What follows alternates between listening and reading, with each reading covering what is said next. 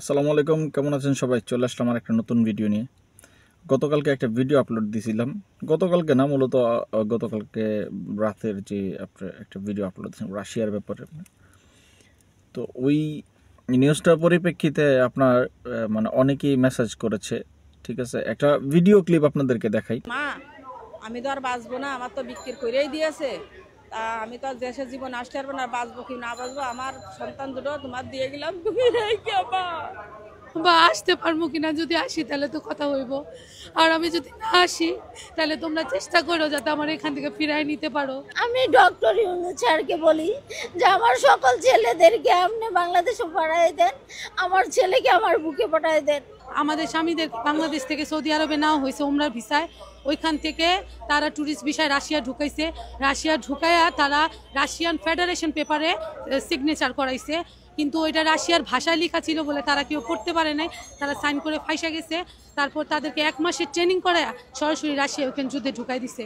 এখন ওইখানে এক ভাই মারা গেছে, এক ভাই পায়ে বোম লাগছে, সে রাশিয়ার পিস্টারবার্গ হাসপাতালে ভর্তি।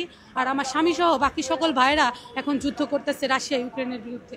যুদ্ধে নিয়ে যায় তারা তো সম্পূর্ণ নেটওয়ার্কের বাইরে থাকে, তখন যোগাযোগ হয় না। এর আগে আমার স্বামীকে একবার 3 দিনের মিশনে নিয়ে গেছে, উনি আল্লাহর রহমতে 3 দিনের মিশন শেষ করে খুব আহত হইয়া সেখান থেকে ফেরত আসছে, পায়ে ব্যথা পাইছে। ওনাকে 2 দিন রেস্টে রাখা তার গত 2 দিন আগে আবার নিয়ে গেছে।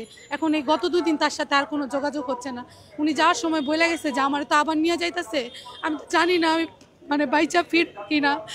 আচ্ছা, ভিডিও ক্লিপটা দেখলেন, এখন আপনার কথা বলি যে বাংলাদেশ থেকে ওমরা ভিসায় সৌদি আরব নিয়ে গিয়ে সেখান থেকে অ্যাম্বাসি ফেস করে আপনার কি করছে, রাশিয়াতে ঢুকাই দিছে। রাশিয়াতে ঢুকাই দিয়ে এখন এই লোকগুলোকে কোথায় দিয়ে দিছে আপনার, রাশিয়া ইউক্রেন যুদ্ধে।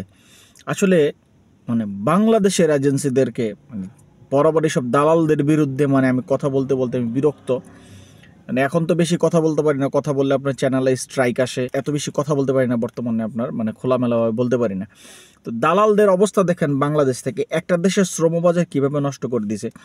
এমনিতেই রাশিয়াতে আপনার সচরাচর যাওয়া যায় না, বা যে কেউ চাইলে ভিসা নিতে পারে না। বর্তমানে যে পরিস্থিতির সৃষ্টি হয়েছে, রাশিয়াতে যতটুকু আপনার ওয়ার্ক পারমিট নিয়ে কাজ হইতো, তারপরে আমার মনে হয় না এই ভিডিও দেখার পরে রাশিয়া নিয়ে আর কেউ আপনার ইন ফিউচার কাজ করবে, বা ইন ফিউচার বাংলাদেশ থেকে কোনো অভিবাসী রাশিয়াতে যেতে চাইবে। আপনার বর্তমানে এই যে একটা আপনার কি বলবো, এটা মানে কত বড় একটি স্ক্যাম, লাখ লাখ টাকা হাতায় নিয়ে গেছে, 7 লাখ 10 লাখ টাকা হাতায় নিয়ে গেছে। যে ম্যাক্সিমাম লোকদেরকে আসলে আমার জানা মতে, আপনার আমার ইনফরমেশন মতে কি বলা হয়েছে জানেন, রাশিয়া থেকে গেম মেরে আপনি কোথায় যেতে পারবেন, ফিনল্যান্ড যেতে পারবেন। রাশিয়া থেকে, রাশিয়ার ভিসা থাকলে বেলারুশ ফ্রি এন্ট্রি নেওয়া যায়, সেখান থেকে আপনি বেলারুশ থেকে লিথুয়ানিয়া, লাতভিয়া, পোল্যান্ড সহ বিভিন্ন দেশে আপনার গেম মারতে পারবেন। এইসব প্রলোভন দেখায় আপনার বিভিন্ন লোককে বাংলাদেশ থেকে এইভাবে আপনার লোকগুলোকে নিয়ে এই রাশিয়ার যুদ্ধের জন্য পাচার করে দিছে। আসলে এই দায়গুলা কার? আমাদের দেশে কোনো গভর্নমেন্ট, আজ পর্যন্ত যত গভর্নমেন্ট আছে, কোনো গভর্নমেন্ট যা শুধু মুখে বলে, কোনো গভর্নমেন্ট আজ পর্যন্ত প্রবাসীদের জন্য সঠিক পদক্ষেপ আপনার নিতে পারে নাই।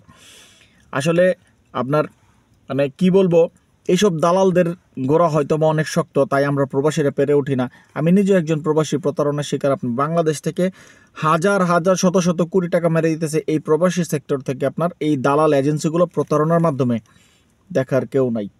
বর্তমানে যারা রাশিয়া যাইতে চান, আপনার রাশিয়ার জন্য পাসপোর্ট জমা দিতে চান, বা রাশিয়ার ভিসা করে শখ যে রাশিয়া যাবেন, তাদের জন্য এই ভিডিওটা দেখে শুনে পাসপোর্ট জমা দিবেন ভালো এজেন্সি দেখে। দালালের খপ্পরে পরে আপনার রাশিয়া ইউক্রেন যুদ্ধের মাঝখানে পড়েন না, জীবন ধ্বংস হয়ে যাবে। আবারও নতুন কোনো ভিডিওতে আপনাদের সাথে দেখা হবে, ততদিন পর্যন্ত ভালো থাকবেন। আসসালামু আলাইকুম।